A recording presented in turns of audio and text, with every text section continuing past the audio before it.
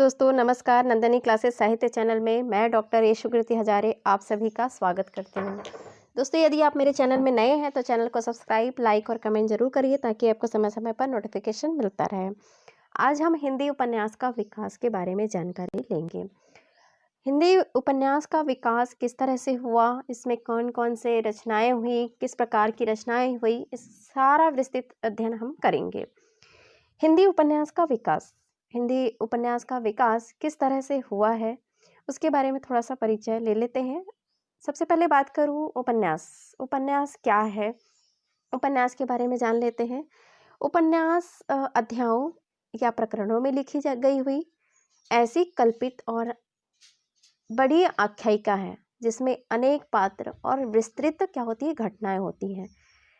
तो दोस्तों इतना ही समझ लीजिए कि उपन्यास अध्यायों या प्रकरणों में लिखी हुई ऐसी कल्पित और आख्यायिका, बड़ी आख्यायिका जिसमें अनेक पात्र और विस्तृत घटनाएं होती हैं, जिसे हम उपन्यास कहते हैं। आधुनिक उपन्यास का जनक किसे मानेंगे तो आधुनिक उपन्यास का जनक डेनियल डिफो को माना जाता है। लिख लीजिएगा आप लोग, अगर लिखना है तो डेनियल डिफो। तो इस तरह से आप डेनियल डिफो के बारे में जान लीजिए कि आधुनिक उपन्यास के जनक माने जाते हैं। उपन्यास को कहेंगे कि उपन्यास को गुजराती में क्या कहा जाता है, मराठी में क्या कहा जाता है और बांग्ला में क्या कहा जाता है। बहुत ही महत्वपूर्ण है क्योंकि यहाँ से प्रश्न एक बार बना हुआ था नेट की परीक्षा में। तो उपन्यास को गुजराती में क्या कहा जाता है, नवल कथा कहा जाता है, मराठी में कादम्बरी कहा जाता है और बांग्ला में क्या कहा जाता है, उसे नॉवेल कहा जाता है। बहुत ही महत्वपूर्ण है। फिर से पुनः एक बार, गुजराती में नवल कथा, मराठी में कादम्बरी और बांग्ला में नॉवेल कहा जाता है। अब हम बात करते हैं मुंशी प्रेमचंद जी के कथन को, क्योंकि बहुत ही महत्वपूर्ण है।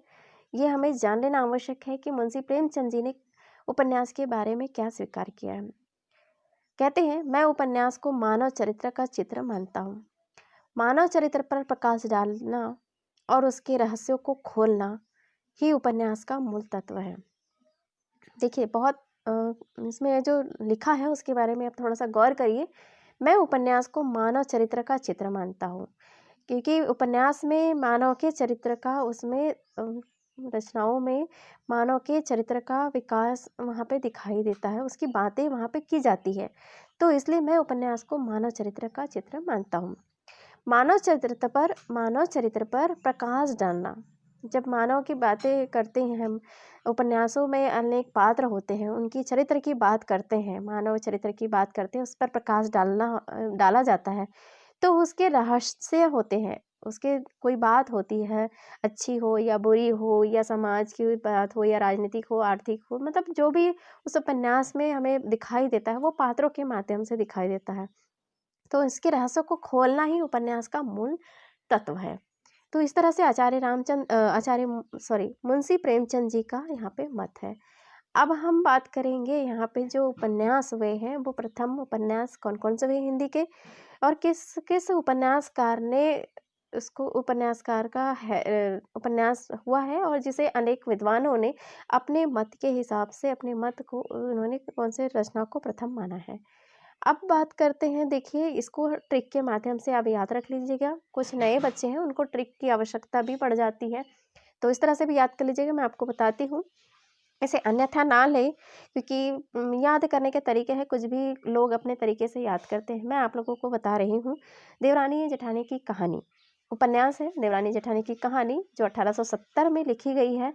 अब दो महिला है घर में, कितनी महिला, जैसे महिला होती है देवरानी और जेठानी होती है, तो उन दोनों के बीच में वाद विवाद हो रहा है। वाद विवाद हो रहा है, वाद हो रहे हैं। चल रही है क्या, विवाद चल रहा है कि गौरी और सांवली में। तो गौरी दत्त, उसकी जो उपन्यासकार, उसके उपन्यासकार का नाम है गौरी दत्त। क्या विवाद चल रहा है, एक तो तुम भी काले सांवले की गोरी की बात चल रही है, सांवले गोरी की बात चल रही है, और बच्चे का भी गोपाल को भी क्या कहा जा रहा है कि सांवला है, गोरा है। तो यहाँ पे विवाद की बात चल रही है। ठीक है, तो इस तरह से ट्रिक है। आप देवरानी जेठानी की कहानी जो है वो किसकी रचना है, तो गौरी दत्त की है, पंडित गौरी दत्त की है, और जो है वो गोपाल राय इसकी विद्वानों ने उसे प्रथम उपन्यास स्वीकार किया है। ठीक है, दूसरी बात करते हैं यहाँ पे भाग्यवती। भाग्यवती आप देखें कि भाग्यवती जो है वो श्रद्धाराम फुल्लौरी की है। जब कोई भी ऐसा कार्य किया जाता है अपने लिए, तो हम क्या कहते हैं कि अगर हमें अपने मन से, तन धन मन से सब कार्य कर रहा हूँ लेकिन भाग्य में ही नहीं है, तो मैं उसको अपना विजय नहीं मान रहा हूँ या नहीं मान रही हूँ, विजय नहीं हो रही है ना। तो देखिए भाग्यवती रचना है, उसमें श्रद्धा है, तो धन ऐश्वर्य सब पैसे धन मतलब तन मन धन लगाकर यानी श्रद्धा लगाकर वो विजय पाने की कोशिश कर रहा है। तो इस तरह से याद रख सकते हैं। समय काल है 1877। विजय शंकर मल्ल के ने उपन्यासकार कौन सा, श्रद्धाराम फुल्लौरी उपन्यास जो है भाग्यवती को उन्होंने 1877 की रचना को प्रथम उपन्यास स्वीकार किया है। आचार्य रामचंद्र शुक्ल, श्रीनिवास दास परीक्षा गुरु उपन्यास 1882 में। अभी इसकी बात करते हैं। देखिए आजकल कोरोना की परिस्थिति है, कोरोना काल की परिस्थिति है और कुछ बहुत सारी ऐसी परीक्षाएं हैं, छोटे बच्चों की हो या एमए की भी परीक्षा हो रही है, बीए की भी परीक्षा हुई है, सब घर बैठकर ही परीक्षाएं दिए हैं।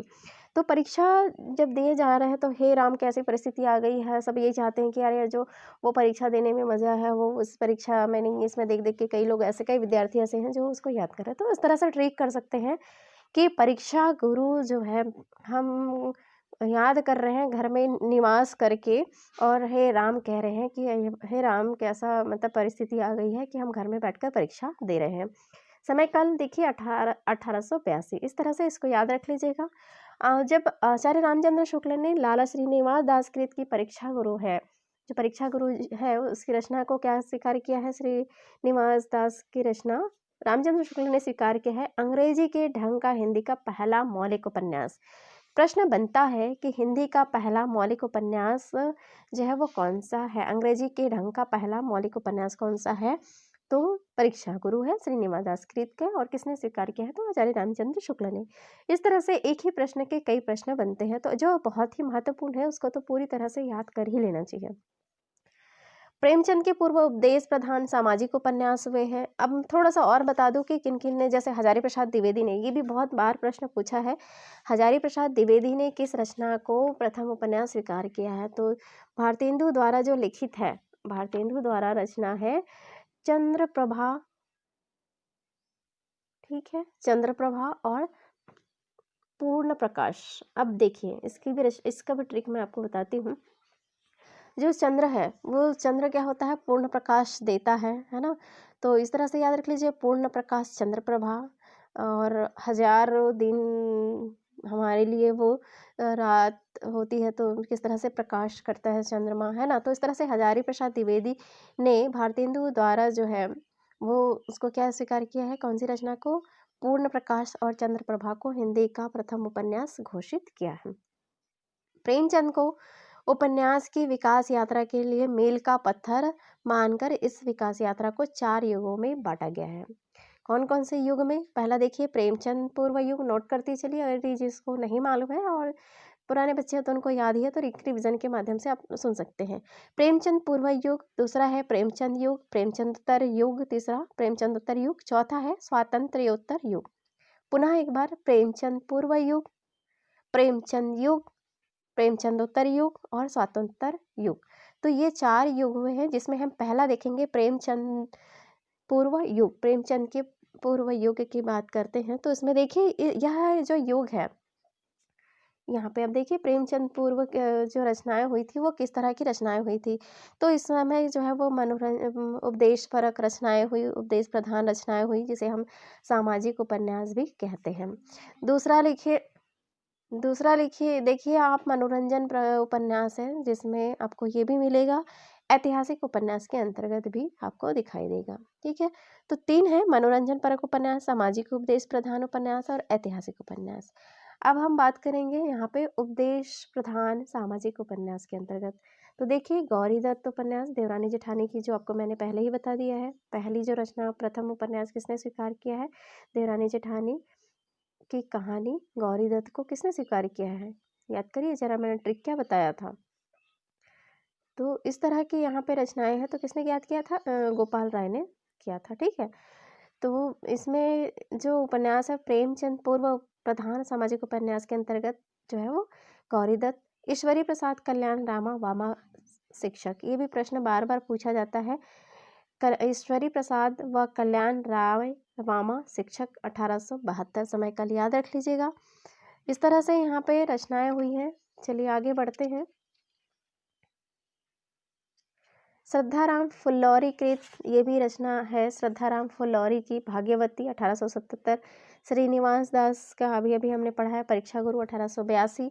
बालकृष्ण की रचना यहाँ से भी बहुत ही महत्वपूर्ण है, नूतन ब्रह्मचारी 1886। रहस्य कथा 1800 देखिए 79।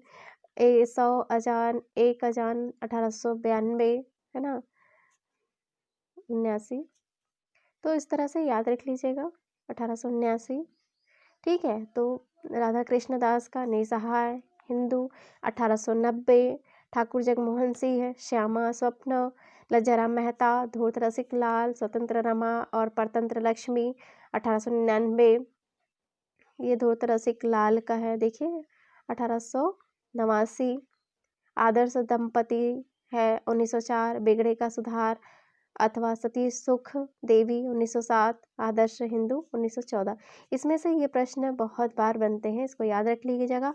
और ये जो ठाकुर जगमोहन सिंह का है श्यामा स्वप्न 1888, इसमें से भी प्रश्न बनता है। लास्ट टाइम भी आया हुआ था कि श्यामा स्वप्न, एक बार आया हुआ था, लास्ट टाइम तो नहीं कहूँगी। श्यामा स्वप्न की रचना किसकी है, तो ठाकुर जगमोहन सिंह की है। बहुत ही महत्वपूर्ण है, इसमें से याद रख लीजिएगा। किशोरीलाल गोस्वामी लवंगलता आदर्श बालक की रचना है। अब यहाँ पे देखिए इसमें 1890। स्वर्गीय कुसुम व कुसुम कुमारी 1889। लीलावती व आदर्श सती 1901। चपला व नव्य समाज तरुण तपस्विनी है ना, ये है। इसमें से अंगूठी का नगीना किसकी रचना है, पूछ दिया जाता है, एक बार आया हुआ है इसमें भी। अंगूठी की नगीना का किसकी रचना है, तो किशोरीलाल गोस्वामी जी की है। अब देखिए ये भी बहुत ही महत्वपूर्ण है, कौन सा, अयोध्या उपाध्याय। अधखिला फुल 1907। ठेठ हिंदी का ठाठ 1899। ये बहुत बार प्रश्न बनते हैं इसमें से, तो याद रख लीजिएगा। अधखिला फुल जो है 1907 में और ठेठ हिंदी का ठाठ 1899। ठीक है, इसमें से उतना तो ये नहीं पूछेगा। अच्छा ये पूछता है, देखिए ठेठ हिंदी का ठाठ उपन्यासों को क्या कहा जाता है, तो मुहावरों का पाठ्य पुस्तक कहा जाता है। अयोध्या सिंह उपाध्याय की रचना ठेठ हिंदी का ठाठ को, उपन्यास को मुहावरे का पाठ्य पुस्तक कहा जाता है। अब आगे देखिए कि राधा कृष्ण दास की जो नई सहाय हिंदू का पहला उपन्यास है, जिसे मुस्लिम समाज का अंकन किया गया है और गोवध निवारण के लिए इसे लिखा गया है। प्रश्न बनता है इसमें से, राधा कृष्ण जो कृत है, रचना है निसहाय हिंदी का पहला उपन्यास है, जिसमें मुस्लिम समाज किस रचना पे हिंदी पूछा जाता है कि कौन सा हिंदी का पहला उपन्यास है जिसमें मुस्लिम समाज का अंकन किया गया है। तो मुस्लिम समाज का अंकन किया गया है या गोवध निवारण के लिए लिखा गया है ना।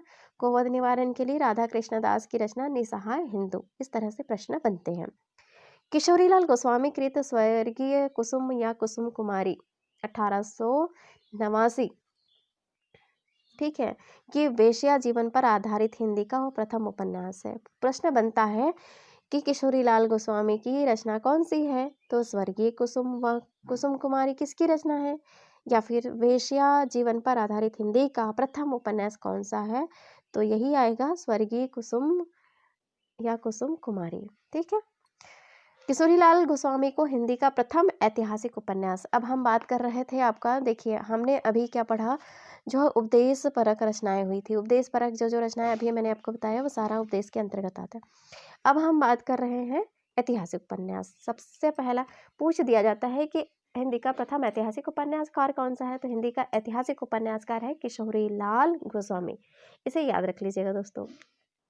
अब गोपाल राय हमने पहले नाम देखा है, और पंडित बालकृष्ण भट्ट को, गोपाल राय और पंडित बालकृष्ण भट्ट को क्या कहा जाता है, तो हिंदी का प्रथम ऐतिहासिक उपन्यासकार मानते हैं, है ना। गोपाल राय गोपाल राय ने पंडित बालकृष्ण भट्ट को हिंदी का प्रथम ऐतिहासिक उपन्यासकार स्वीकार किया है। दोनों को नहीं, गोपाल राय ने बालकृष्ण भट्ट को स्वीकार किया है प्रथम ऐतिहासिक। इस तरह से याद रखेंगे। ऐतिहासिक उपन्यास के अंतर्गत देखिए किशोरीलाल गोस्वामी का हृदय हारिणी आदर्श रमणी, तारा। तारा एक बार प्रश्न बना है कि तारा किसकी रचना है, 1902। बहुत ही महत्वपूर्ण है ये सारे जो आपको बताया जा रहा है, इसको सबको याद कर लेंगे, बारी बारी से याद करेंगे तो हो जाएगा। कनक कुसुम व मस्तानी 1903 में, राजकुमारी 1902 में, लखनऊ की कब्र व शाही, है ना, महलसरा 1918, सुल्ताना रजिया बेगम व रंग महल में हलाहल 1905। इस तरह की यहाँ पे रचनाएं दिखाई देती है। ये जो भी रचनाएं हैं बहुत ही महत्वपूर्ण है क्योंकि इसमें से सारे प्रश्न बनते हैं दोस्तों। अब हम बात करते हैं गंगा प्रसाद के बारे में। यहाँ पे देखिए द्वितीय उत्थान, यहाँ पे पृथ्वीराज गंगा प्रसाद का है, पृथ्वीराज चौहान, है ना, कुंवर सिंह है, सेनापति हमीर। ये तो नहीं बनता है उतना महत्वपूर्ण, लेकिन पृथ्वीराज चौहान को याद रख लीजिएगा। पृथ्वीराज चौहान 1902 में लिखी गई थी। इसमें से जयराम गुप्ता इतना नहीं महत्वपूर्ण। हाँ, राम नरेश त्रिपाठी की रचना है वीरांगना 1911, मथुरा प्रसाद शर्मा, नूरजहां बेगम व जहांगीर। इसमें से ये उतना नहीं है महत्वपूर्ण, आप इसको याद नहीं भी करेंगे तो चलेगा।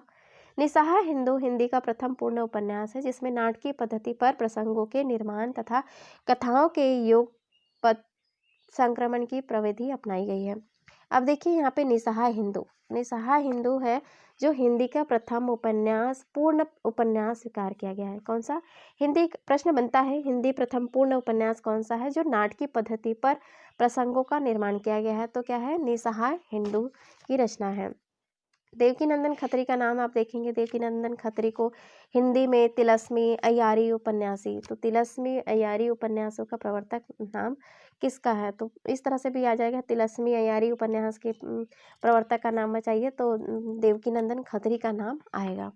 ठीक है, अब बात करते हैं इनके रचनाओं के बारे में। इसमें से भी प्रश्न आता है, देखिए चंद्रकांता बहुत चली है, जब आप जानते होंगे अभी बीच में भी और ये रचनाएं आई, मतलब इसका जो है वो सीरियल आई चली हुई थी चंद्रकांता। चंद्रकांता की कहानी, प्रेम की कहानी इस तरह से आती थी, तो आप इसको देख सकते हैं। तो चंद्रकांता की कहानी जो है वो तिलस्मी और अय्यारी की उसमें थी, है ना, तिलस्मी चमत्कार की रचनाएं होती थी, मैजिक होता था, एकदम चमत्कार हो जाता था, इस तरह की रचनाएं हैं। तो 1888 में चंद्रकांता संतति जो है वो कितने भाग में प्रकाशित है? बहुत ही महत्वपूर्ण है। चंद्रकांता संतति 24 भाग में है। अब कब प्रकाशित हुई थी? तो 1996 में प्रकाशित हुई थी। ठीक है, 1896, इस तरह से इसको याद रख लीजिएगा। नरेंद्र मोहनी की 1893, वीरेंद्र वीर 1895, कुसुम कुमारी 1899, काजर की कोठरी 1902, अनूठी बेगम 1905, गुप्त वेदना 1913, भूतनाथ कितने भागों में है? तो 6 भाग में है। अधूरा है 1907 में। बहुत ही महत्वपूर्ण है, इसको याद रख लीजिएगा। हो सकता है कि देवकीनंदन खत्री की रचनाओं को दे कि चंद्रकांता संतति कितने भाग में है? तो 24 भाग में है ना। कुसुम कुमारी की रचना कब है? तो 1899 में इसकी रचना लिखी गई। काजर कोठरी की रचना कब लिखी गई? तो 1902 में लिखी गई। अनूठी बेगम का रचना का नाम समय बताइए? तो अनूठी बेगम का समय काल है 1905। ठीक। भूतनाथ की रचना कब हुई? तो भूतनाथ की रचना 1907 में हुई। 1907 में अधूरा है और जो है वो 6 भाग हुए हैं। ठीक है, अब देखिए देवकीनंदन खत्री के पुत्र कौन थे? देवकीनंदन खत्री के पुत्र है दुर्गा प्रसाद खत्री। देवकीनंदन खत्री के पुत्र देवकी प्रसाद खत्री ने अपने पिता के कृत भूतनाथ के शेष भाग को पूरा किया था। यहाँ पे 6 भाग हुआ था और जो अधूरा है 1907 में उसे पूरा किया था। प्रश्न बनता है कि देवकीनंदन खत्री की पुस्तक जो ये अधूरा उपन्यास था उसको किसने पूरा किया? तो दुर्गा प्रसाद खत्री ने इसको पूर्ण किया। गोपाल राम गहमरी को हिंदी में जासूसी उपन्यासों का प्रवर्तक। प्रश्न बनता है कि जासूसी उपन्यासों के प्रवर्तक का नाम कौन है? अच्छे 3-4 नाम दे देंगे। देवकीनंदन खत्री, जैसा तिलस्मी अय्यारी है, तो गोपाल राम गहरी है, वो जासूसी उपन्यासों के प्रवर्तक स्वीकार किए हैं। गोपाल राम गहमरी की जो रचना है उसमें से आप देखिए कि उनकी क्या क्या रचना हुई है। अद्भुत लाश, बेकसूर की फांसी, सर करती लाश, खूनी कौन, बेगुनाह कौन, जासूस की भूल, अद्भुत खून आदि। अब गोपाल राम गहमरी तो जासूसी उपन्यास है, तो कुछ इस तरह से ही नाम होगा। अद्भुत लाश, जैसे सीआईडी आप देखते हैं ना, जासूसी करा जाता है उसमें, तो उसमें लाशें दिखाई जाती है। बेकसूर को भी फांसी दे दी जाती होने वाली होती है, लेकिन उन लोग उसको खोजबीन करके क्या की जाती है, फांसी दी जाती है। सरकटी लाश मिलते हैं उनको, खूनी कौन है पता करा जाता है, बेगुनाह का खून किया जाता है ना, बेगुनाह का खून भी हो जाता है, उसका पता किया जाता है। जासूस की भूल हो जाती है, कहीं कहीं पे जासूसी करते हैं तो जो भी सीआईडी में जो भी वहाँ पे कैरेक्टर है, वो उनकी भूल भी हो जाती है ना। अद्भुत खून होता है, एकदम अजीब अजीब टाइप के खून होते हैं, इस तरह से याद रख सकते हैं। तो ये जो है वो किसकी रचना है, तो गोपाल राम गहमरी की है। ठीक है, गोपाल राम गहमरी को क्या कहा जाता है, हिंदी का कानन डायल कहा जाता है। क्या कहा जाता है, हिंदी का कानन डायल। प्रश्न बनता है, ये कई बार प्रश्न बना है कि हिंदी का कानन डायल किसे कहा जाता है, तो गोपाल राम गहमरी को कहा जाता है। दिस इज मोस्ट इम्पॉर्टेंट दोस्तों। अब बात करते हैं प्रेमचंद के पूर्व हिंदी के अन्य महत्वपूर्ण औपन्यासिक रचना कौन कौन से हुई थी। इसमें आप देखेंगे प्रेमचंद के महत्वपूर्ण उपन्यास है भुवनेश्वर मिश्र, राधाचरण गोस्वामी, यहाँ पे देखिए सौदामिनी, कुंवर हनुमान सिंह, चंद्रकला, चंद्र किशोर गुलनार, गंगा प्रसाद लक्ष्मी, अवध विमाता, अवध नारायण, ब्रज नंदन सहाय। ये उतना महत्वपूर्ण नहीं है। इसमें से बनते हैं प्रश्न। ये देखिए, कुंवर हनुमंत सिंह कृत चंद्रकला 1893 हिंदी का प्रथम उपन्यास है जिसमें स्त्रियों के बलात् शोषण का अंकन किया गया है। प्रश्न बन सकता है कि जिसमें कौन सी रचना है, हिंदी का प्रथम उपन्यास है जिसमें स्त्रियों की बलात् शोषण का अंकन किया गया है, तो किसकी रचना है, कुंवर हनुमंत सिंह कृत चंद्रकला 1893 में इनकी रचना जो है वो है। अब बालकृष्ण भट्ट के बारे में बात करते हैं।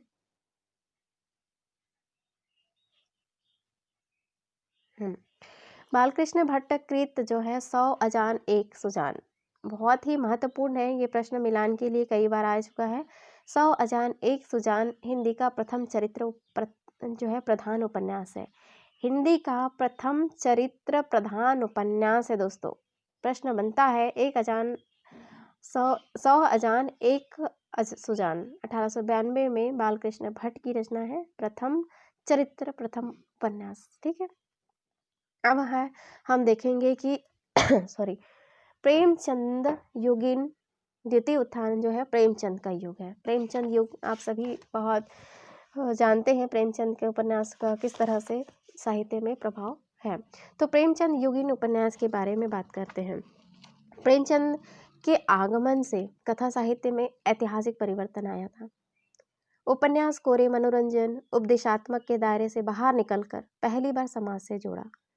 1936 ईस्वी में प्रगतिशील लेखक संघ की बैठक में प्रेमचंद ने कहा है, क्या कहा है, कब कहा है, प्रगतिशील लेखक संघ की बैठक में क्या कहा, 1936 में, साहित्य केवल मनोरंजन एवं विलासिता की बहुत वस्तु नहीं है।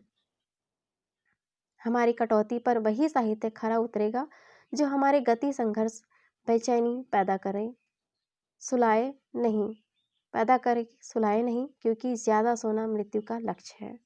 पुनः एक बार प्रेमचंद जी ने कहा था, साहित्य केवल मनोरंजन एवं विलासिता की वस्तु नहीं है। हमारी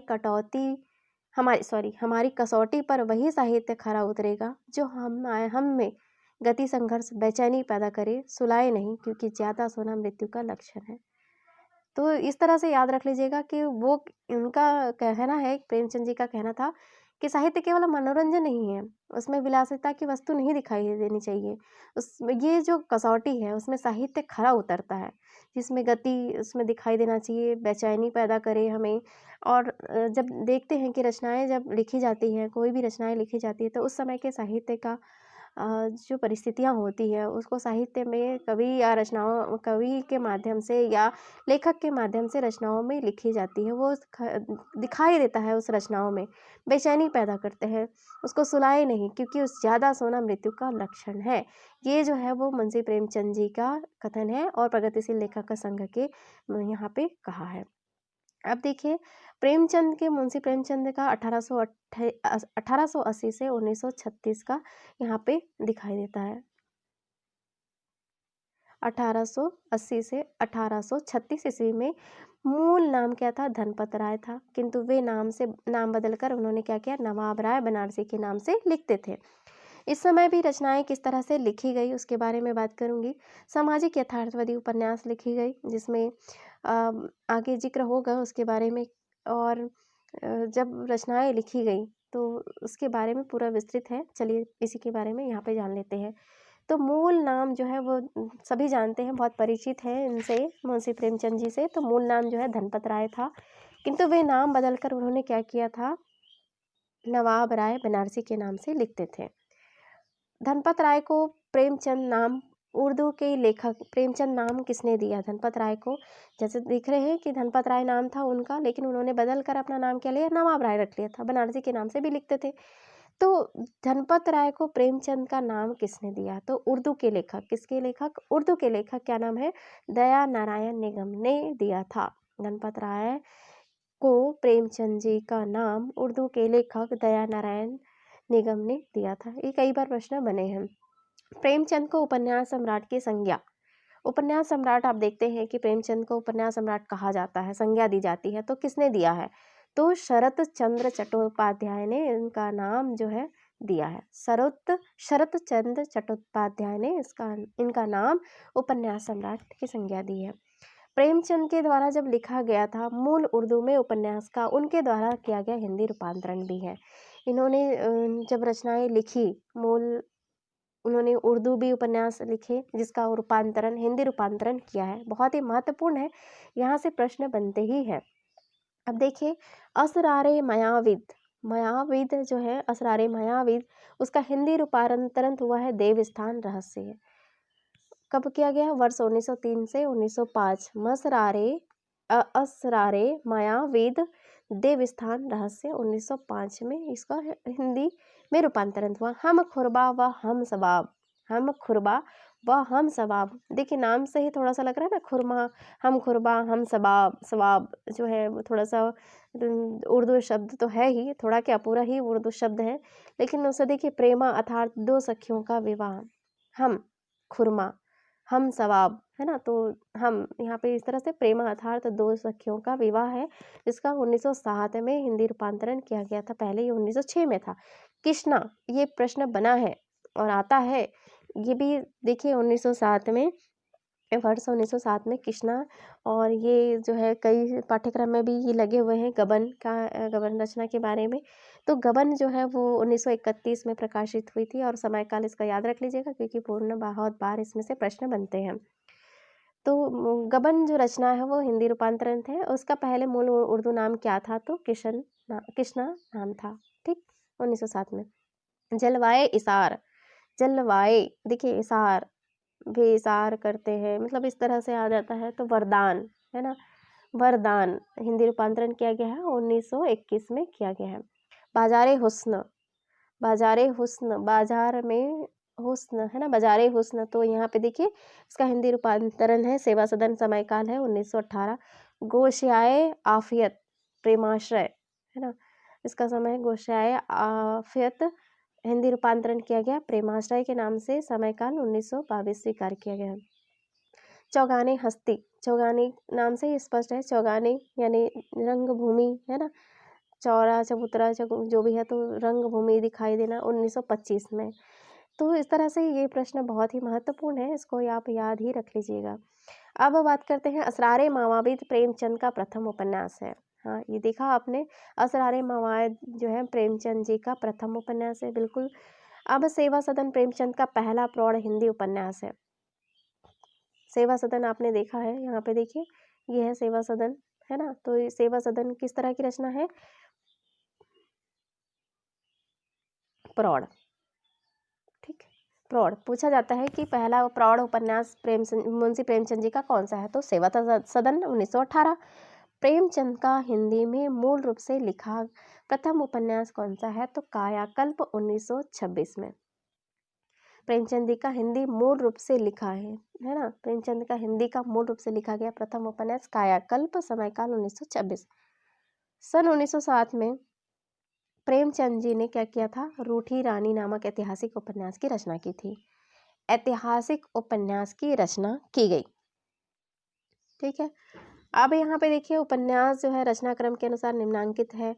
जैसे देवस्थान मंदिरों में, तीर्थ स्थानों में फैले भ्रष्टाचार, पाखंड की आलोचना, प्रेमा में क्या है, ये बहुत ही महत्वपूर्ण है प्रश्न इसमें से बनते हैं। क्योंकि इसमें से देखिए प्रेमा जो है वो कई बार इसमें से प्रश्न बना है, पूछा जाता है कि समय काल क्या है। प्रेमा का जो है वो 1907 में हिंदुओं में विधवा विवाह की समस्या का चित्रण किया गया है। हिंदुओं में विधवा विवाह की समस्या का चित्रण किया गया है ना। सेवा सदन में किस तरह की रचना प्राप्त होती है, तो वेश्या जीवन से संबंधित समस्या का चित्रण किया गया है। वरदान में किस तरह से है, तो प्रेम और विवाह की समस्या का चित्रण किया गया है ना। अब बात करते हैं रंगभूमि 1925 में। अच्छा चलिए बात करते हैं, मैं पहले से ही बता देती हूँ, उसके पात्रों का भी नाम बता देती हूँ यहाँ पे। ठीक है, सेवा सदन में पात्र जो हैं कौन कौन से पात्र हैं, तो सेवा सदन में जो पात्र हैं वो है सुमन, भोली, गंगाजली, शांता, सुभद्रा, कृष्णचंद्र, गजाधर, उमानाथ, पदम सिंह, विट्ठल दास, रमेश चंद्र और भगत राम। तो इस तरह से सेवा सदन में तो मुख्य पूछा जाता है कि सेवा सदन के, जैसे सुमन का नाम दे देगा, सुमन जो है किस मुंशी प्रेमचंद जी की रचना का पात्र है, तो कौन सी रचना की पात्र है, तो सुमन जो है वो सेवा सदन की पात्र है। गंगाजली कृष्णचंद्र, है ना। तो इस तरह से जिसमें विषय क्या है, नारी मुक्ति और सांप्रदायिकता की बात की जा रही है। यहाँ पे देखा है कि वैश्या जीवन से संबंधित समस्या का चित्रण किया गया है। ठीक है, अब बात करते हैं निर्मला, कर्मभूमि, रंगभूमि, कायाकल्प, प्रेमाश्रय। तो हम बात करते हैं अब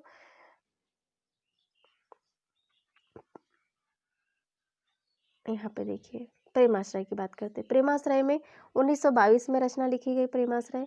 इसमें औपनिवेशिक शासन में जमींदार एवं किसानों के संबंध का चित्रण किया गया है। प्रेमाश्रय में ये जो है 1922 में लिखी गई है, जिसमें प्रभाशंकर पात्र कौन है, प्रभाशंकर।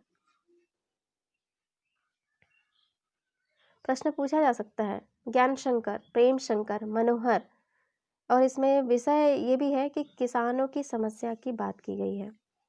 प्रेमाश्रय में जो है प्रभाशंकर, ज्ञान शंकर, प्रेम शंकर। ठीक है, तो इस तरह से याद रख लीजिएगा। मनोहर इसमें किसान है, जो विषय है वो किसानों की समस्या का वर्णन किया गया है। रंगभूमि 1925 में लिखी गई। नायक है सूरदास, बहुत ही महत्वपूर्ण है, इसमें से प्रश्न बनते ही है। ज्ञान सेवक, मिठुआ, विनय, सोफिया, ये इस तरह के पात्र हैं। विषय जो है वो इसमें भी किसानों की समस्या का वर्णन किया गया है। औद्योगिकरण के दोष, पूंजीवादियों की शोषण नीति, अंग्रेजों के अत्याचार एवं भारतीय शिक्षितों के चरित्र का हीनता और विश्लेषण का चित्रण किया गया है। अब हम देखेंगे कि आगे जो रचना है निर्मला के बारे में बात करती हूँ। निर्मला जो है वो उसमें कृष्णा, मुंशी तोताराम, मंशा और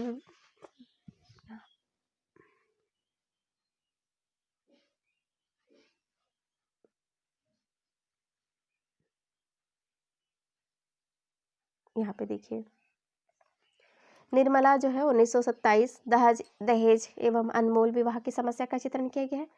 गबन जो है 1931 में लिखी गई। और गबन में जो पात्र है उसके बारे में बात कर लेते हैं, क्योंकि इसमें से बहुत बार प्रश्न बनते हैं। इसमें जालपा है, रतन जोहरा है, रतन है, जोहरा है, रामनाथ है, देवीदीन है। इसमें आडंबर प्रियता के खतरे की बात की जाती है, क्योंकि गबन 1931 में लिखा गया था। जो जालपा है बहुत ही महत्वपूर्ण है। जालपा किस उपन्यास की पात्र है, तो जालपा गबन के पात्र है। रतन, जोहरा, रामनाथ, देवीदीन। और यहाँ पे आप देख रहे हैं निर्मला की बात करते हैं। निर्मला जो है 1927 में लिखी गई। 1927 में दहेज एवं अनमेल विवाह की बात करते हैं यहाँ पे। तो इसकी जो निर्मला के पात्र है वो निर्मला ही नाम से स्पष्ट है, तो इसके जो पात्र है वो निर्मला है, कृष्णा है, मुंशी तोताराम है, मनसाराम, जियाराम, सियाराम और भुवन है। विषय जो है अनमेल विवाह और विधवा विवाह का मैंने बताया ही है। ठीक है, अब बात करते हैं कर्मभूमि। कर्मभूमि जो है 1932 में लिखी गई है, यहाँ पे 33 है, ये 1932-33 लगभग माना जाता है। और इसके जो पात्र हैं वो डॉक्टर शांति कुमार, अमरकांत, सलीम, सुखदा, नैना, मुन्नी। प्रश्न बनता है कि कर्मभूमि के पात्र के नाम बताइए, है ना। सुखदा भी प्रश्न पूछ दिया जाएगा, शांति कुमार, अमरकांत। तो कर्मभूमि में शांति कुमार, सुखदा इस तरह के पात्र है, जिसमें विषय है किसान आंदोलन और अछूतोद्धार। यहाँ पे देखिए अछूतोद्धार एवं दलित किसानों की बात की उत्थान की कहानी कही गई है। गोदान बहुत ही महत्वपूर्ण सिलेबस में लगा हुआ है। गोदान 1936 में किसान जीवन की गाथा एवं ऋण की समस्या का अंकन किया गया है। और इसमें जो पात्र है ग्रामीण पात्र भी है और नगरीय पात्र भी है। ग्रामीण पात्र में होरी, गोबर, धनिया, झुनिया, दाता दीन, माता दीन, नोखेराम, झिंगुरी सिंह, सिलिया। नगरीय पात्र में ओंकारनाथ, श्याम बिहारी, खन्ना, मेहता, मिर्जा, मालती, दुलारी, सोहयाइन, राय साहब, अमरपाल सिंह आदि। इसमें विषय जो है वो किसानों की समस्या का ही चित्रण प्राप्त होता है। तो इस तरह से हम कहेंगे कि इनकी जो रचनाओं में ये सारा कुछ आपको दिखाई देगा। प्रेमचंद ने पहले उर्दू में बाज़ारे हुस्न उपन्यास लिखा था, है ना। मैंने आपको बताया बाज़ारे हुस्न जो लिखा है, जिसका हिंदी अनुवाद उन्होंने क्या किया है, सेवा सदन में किया है। और गोशिये आफियत जो है उर्दू का रूपांतरण है प्रेमाश्रय में किया है। तो चौगाने हस्ती जो है उर्दू का अनुवाद रंगभूमि नाम से किया है। तो इस अनुवाद को भारतीय जीवन का रंगमंच भी कहा जाता है, मैंने आपको बताया है। अब बात करते हैं, यहाँ पे देखिए इस युग में अन्य उपन्यासकार भी हुए। कौन कौन से हुए? शिवपूजन सिंह बहुत ही महत्वपूर्ण है। शिवपूजन सहाय देखिए 1926 में देहाती दुनिया बहुत ही महत्वपूर्ण है। देहाती दुनिया किसकी रचना है? तो शिवपूजन सहाय की है, 1926 में इन्होंने लिखी है। और इस समय की रचना जो है गोपाल राय के अनुसार देहाती दुनिया का एक आंचलिक उपन्यास भी स्वीकार करते हैं। प्रश्न बन सकता है कि किसने देहाती दुनिया को आंचलिक उपन्यास स्वीकार किया है? तो गोपाल राय ने। इसके बारे में मैं थोड़ी सी जानकारी दे दूं कि क्या है कि इस रचना में क्या बताया जाता है। ये एक आंचलिक उपन्यास है और यह गांव के भोले भाले लोगों पर जो है पुलसिया जुल्मों सितम की भी कहानी मिलती है। इस उपन्यास में सबसे रोचक तथा मनभावन प्रसंग है बचपन की चुगलबाजी है। इसमें एक और इसमें इकलौते लाडले के लिए माँ के निश्चल प्रेम की झांकी है, तो दूसरी ओर अपने बेटे के भविष्य को लेकर पिता की चिंता की गई है। तो इस तरह से है। विशंभर नाथ की बात करते थे कि इसमें शिवभजन सिंह की आंचलिक उपन्यास है, इसको ध्यान रख लीजिएगा। चंडी प्रसाद हृदय ने भावपूर्ण आदर्श शैली में मनोरमा 1924 मंगल, ये उतना महत्वपूर्ण नहीं है, ये है महत्वपूर्ण। पांडे बेचन शर्मा उग्र ने सर्वप्रथम हिंदी उपन्यास को पत्रात्मक प्रविधि का प्रवर्तन किया है। तो पांडे बेचन शर्मा उग्र ने सर्वप्रथम हिंदी प्रथम के पत्रात्मक प्रविधि का प्रवर्तन किसने किया है? तो पांडे बेचन शर्मा ने किया है। इस तरह से प्रश्न बनते हैं। तो दोस्तों जैसे आप देख रहे थे पांडे बेचन शर्मा ने उग्र ने क्या किया है? सर्वप्रथम हिंदी उपन्यास में पत्रात्मक प्रविधि का प्रवर्तन किया है। तो किस रचना में किया है? पत्रात्मक जो प्रविधि है वो चंद हसीनों के खतूतों में, चंद हसीनों के खतूत 1927 में ये रचना लिखी गई है। चंद हसीनों के खतूत जो है उस समय काल 1927 में लिखी गई है और पत्रात्मक प्रविधि में प्रथम उपन्यास है। इस तरह देखिए आप इनकी रचनाओं के बारे में और भी जानकारी है। घासलेटी साहित्य कहा जाता है, किसके साहित्य को घासलेटी साहित्य कहा जाता है? बहुत ही महत्वपूर्ण है ये प्रश्न, कई परीक्षाओं में कई बार पूछा गया है, मिलान के लिए हो या कथन के लिए हो, किस तरह से भी प्रश्न बनते ही है। तो बनारसी चतुर्वेदी ने बेचन शर्मा उग्र के उपन्यासों को क्या कहा है? घासलेटी साहित्य कहा है। किसके साहित्य को? बेचन शर्मा उग्र के साहित्य को किसने कहा है? तो बनारसी दास चतुर्वेदी ने कहा है। इनकी जो पत्रिका थी विशाल भारत पत्रिका के संपादक भी रहे हैं। बनारसी दास चतुर्वेदी कौन थे? तो उसने कह दिया कि घासलेटी साहित्य कह दिया उनको, किसको? उग्र जी को। तो क्या थे वो? तो ये जो थे विशाल भारत पत्रिका के संपादक रहे हैं। अब हम देखते हैं बेचन शर्मा उग्र के उपन्यासों के बारे में। चंद हसीनों के खतूत अभी हमने देखा 1927 समय काल, इसमें क्या वर्णित है? तो इसका विषय है हिंदू मुस्लिम के प्रेम एवं विवाह का चित्रण है। है ना। और दिल्ली का दलाल लास्ट टाइम भी इस एक साल एनटीए में नेट की परीक्षाओं में पूछा था, दिल्ली के दलाल किसकी रचना है, तो बेचन शर्मा उग्र की रचना है, जिसमें क्या किया है, युवतियों का क्रय विक्रय करने वाली संस्थाओं का पर्दाफाश किया है। दिल्ली का दलाल नाम से ही स्पष्ट है ना, दलाल किसी चीज का, तो किसका, तो युवतियों के क्रय विक्रय करने वाली संस्थाओं का पर्दाफाश किया गया है। बुधिया की बेटी, इस कई बार प्रश्न ये भी अन्य प्रतियोगिताओं में भी पूछा जाता है, हिंदी से संबंधित प्रश्न बनते हैं जहाँ पे बुधवा की बेटी जो है वो समय काल जो है उसका 1928 अछूतोद्वार की समस्या का वर्णन किया गया है। मनुष्यानंद नाम से यहाँ पे रूपांतरण प्राप्त होता है। शराबी जो है किसकी रचना है, तो शराबी जो है बेचन शर्मा उग्र की है। इसमें वेश्याओं और शराब के घरों का नग्न यथार्थ चित्रण किया गया है। समय काल 1930 को है। सरकार तुम्हारी आंखों में, ये जितनी भी रचनाएं हैं दोस्तों इसको याद कर लीजिएगा, क्योंकि इसको जैसे समय दे देता है, इनकी दे देगा कि बेचन शर्मा उग्र की चारों रचनाओं का नाम दे देगा और मिलान करने के लिए दे दीजिएगा, या फिर चंद हसीनों की खतूत, दिल्ली के दलाल, बुधवा की बेटी, शराबी, सरकार तुम्हारी आंखों का, और सबका समय काल देगा। या फिर दे देगा हिंदी मुस्लिम प्रेम का विवाह का चित्रण किस रचनाओं में है, तो चंद हसीनों के खतूत में। या पूछ दिया जाएगा कि शासन तंत्र की अव्यवस्था एवं प्रजा की पीड़ा का चित्रण किसकी रचनाओं में, या फिर बेचन शर्मा उग्र की रचनाओं में, कौन सी रचनाओं में है, तो सरकार तुम्हारी आंखों में। ठीक है, तो इस तरह से इसको याद रख लीजिएगा, क्योंकि बहुत ही महत्वपूर्ण है, इसमें से प्रश्न कई बार बनते हैं, इसलिए ये बहुत ही महत्वपूर्ण बन जाता है उपन्यास का। अब है उनकी रचना, देखिए चॉकलेट के अंतर्गत हमने चॉकलेट भी, ये भी प्रश्न कई बार बना है। चॉकलेट 1927 में ये रचना लिखी गई है। और जी जी जी जी जी जी जी जी जी 1937 में हिंदू समाज की स्त्री की पीड़ा का चित्रण किया है। जी जी जैसे महिलाएं होती हैं जी जी जी करते हैं, तो उस तरह से भी आप इसको याद रख लेंगे, हिंदू समाज की स्त्री की पीड़ा का बेचन शर्मा उग्र जी ने किया है 1937 में। फागुन के दिन 4 1960, जुहू 1963। प्रकृतिवादी उपन्यासों की बात कर रहे हैं, तो प्रकृतिवादी उपन्यासों का जनक किसे कहा जाता है, प्रश्न बनता है इसमें से भी, तो जोला को माना जाता है, जोला। हिंदी में प्रकृतिवादी उपन्यासों के जनक पांडे बेचन शर्मा उग्र को स्वीकार किया जाता है। प्रकृतिवादी, अभी अभी हमने पढ़ा है प्रकृतिवादी उपन्यासों के बारे में, तो जनक जो है वो पांडे बेचन शर्मा है। ऋषभ चरण जैन प्रकृतिवादी शैली के उपन्यासकार हैं। इनकी प्रमुख रचनाएं हैं, जैसे आप देख रहे हैं, दिल्ली का व्यभिचार, वेश्यापुत्र, मास्टर साहब, सत्याग्रह, रहस्यमयी, पैसे का साथी, ये सारी रचनाएं हैं। ये उतनी महत्वपूर्ण नहीं है, एक दो बार भले पूछा है, लेकिन उतने महत्वपूर्ण नहीं है। कुछ आलोचकों ने हिंदी में प्रकृतिवादी या यथार्थवादी उपन्यास का जनक जयशंकर प्रसाद को मानते हैं।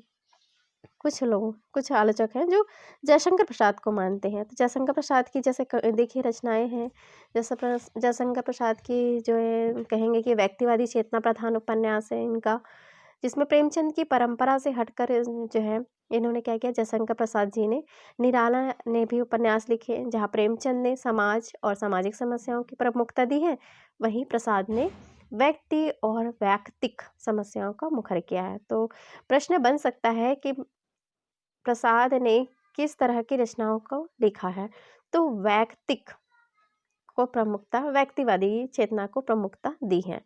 जयशंकर प्रसाद की रचनाओं के बारे में बात करते हैं। कंकाल 1929, इसमें पात्र कौन कौन से ये बता देती हूँ आपको। किशोरी,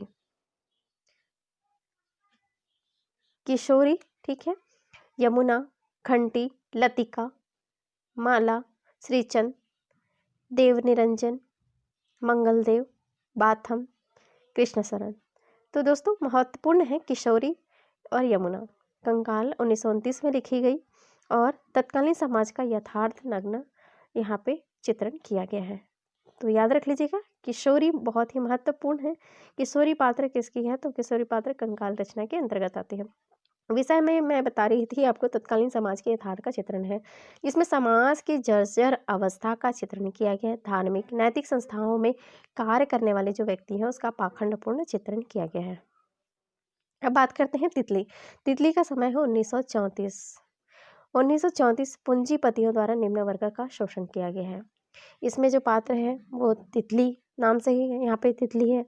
तितली, राजकुमारी, श्याम दुलारी, माधुरी, शैला, मधुबन, रामनाथ, इंद्रदेव। तो इस तरह से याद रख लीजिएगा, तितली, राजकुमारी, श्याम दुलारी, माधुरी, शैला। प्रश्न बनेगा कि श्याम दुलारी किस उपन्यास की जो है पात्र है, तो तितली। विषय के बारे में बात कर रहे थे, पूंजीपतियों द्वारा निम्न वर्ग का शोषण किया गया था। भारतीय आदर्श के साथ ग्रामीण जीवन पर भी ये रचना आधारित है।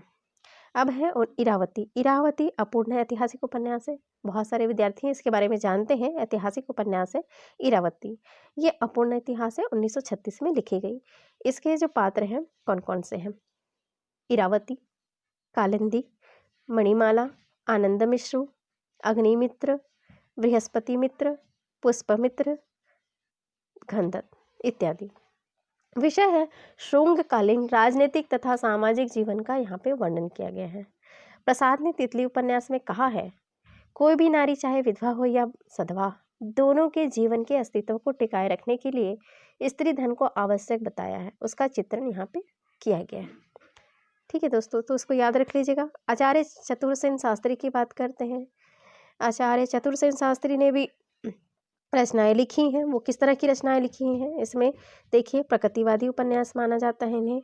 हृदय की परख 1918 में, विवाह पूर्व, प्रेम एवं अवध संतान की समस्या का चित्रण किया है। हृदय की प्यास का है अमर अभिलाषा 1933, व्यभिचारी, आत्मदाह। तो ये हृदय की परख बहुत ही महत्वपूर्ण है। और हृदय की प्यास 1918 में हृदय की परख और 1931 में हृदय की प्यास, इस तरह की रचनाएं लिखी गई है। तो ये आप याद रख लीजिएगा, इसमें से बहुत बार प्रश्न बनते ही हैं। और किस तरह की रचना है? ये तो प्रकृतिवादी, चतुरसेन शास्त्री क्या है? प्रकृतिवादी उपन्यासकार हैं। ये उतना नहीं है महत्वपूर्ण। अनुपमा मंडला। अब बात करते हैं सियाराम शरण गुप्त की रचना। सिया राम शरण गुप्त गांधीवादी विचारधारा के बहुत ही महत्वपूर्ण है। सिया राम शरण किस विचारधारा से प्रभावित है? तो गांधीवादी विचारधारा के उपन्यासकार हैं। इनकी प्रमुख रचना हम देखते हैं। चलिए, गोद है और अंतिम आकांक्षा है। ये देखिए, गोद बहुत ही महत्वपूर्ण है। गोद 1932 में लिखी गई रचना है। और अंतिम आकांक्षा 1934 में सामाजिक एवं धार्मिक विसंगतियों का चित्रण किया गया है। नारी, इसमें से भी प्रश्न बनते हैं। 1937 में समकालीन हिंदू समाज, हिंदू स्त्री की असहायता एवं व्यवस्था का चित्रण किया गया है।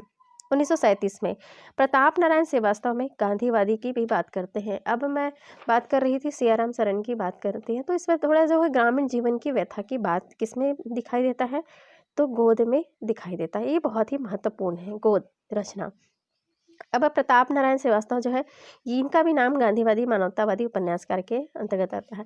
पूछ दिया जाएगा, जैसे इंटरव्यू की बात करें कि गांधीवादी विचारधारा की रचना मतलब कौन कौन सी रचना है, क्या कवि है, तो सियाराम शरण का नाम आप ले सकते हैं, है ना। प्रताप नारायण श्रीवास्तव जी का भी नाम ले सकते हैं। गांधीवादी विचारधारा है जो मानवतावादी उपन्यासकार के जिसमें विदा, विजय और विकास की बात कर रहे थे। विदा जो है वो 1927 में भारतीय पाश्चात्य सभ्यता का समन्वय मिलता है।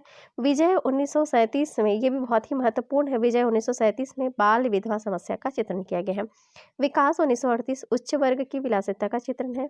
अब आगे देखते हैं राधिका रमन प्रसाद सिंह के महत्वपूर्ण उपन्यास। इसमें से उतना नहीं है राधिका रमन प्रसाद के, इसमें से जो दी गई है वो ये रचनाएं महत्वपूर्ण नहीं है।